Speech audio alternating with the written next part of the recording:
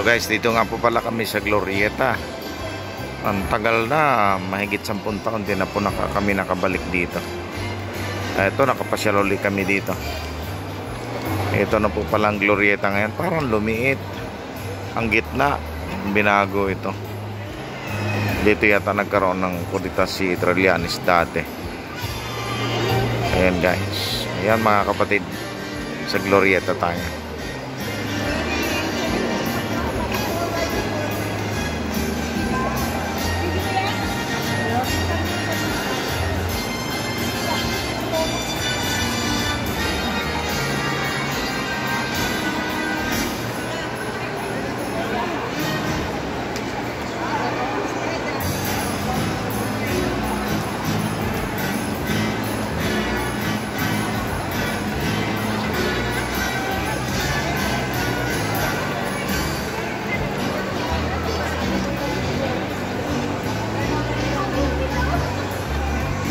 Ito yung pinakasentro ng Glorieta mga kapatid.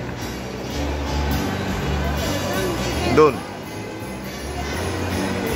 Ang gaganda ng mga ilaw. Elevator.